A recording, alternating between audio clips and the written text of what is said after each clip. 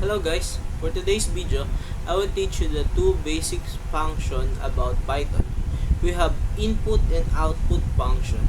In this video, we will know how to interact in Python program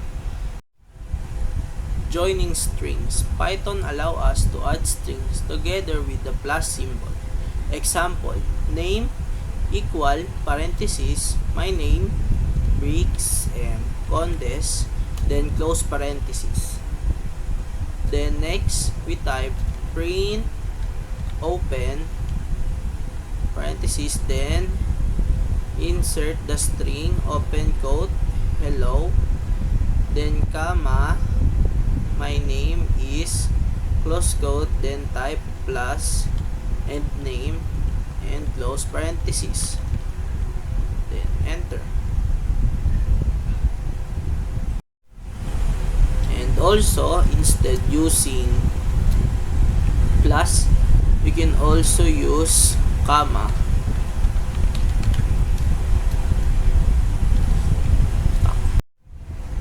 Example, now let's type name equal input, open parenthesis, then add string, open quote, then type please enter your name, colon, close quote, then close parenthesis.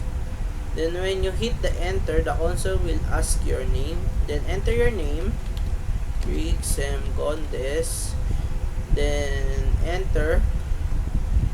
It will back to the program and wait for another command. So let's type open parenthesis, open quote, hello, my name is, close quote, comma, name, then close parenthesis. Then let's run.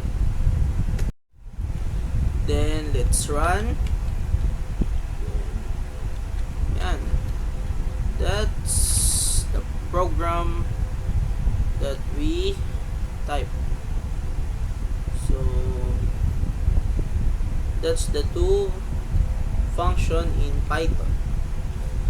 So that's all for now. Thank you for watching. Bye.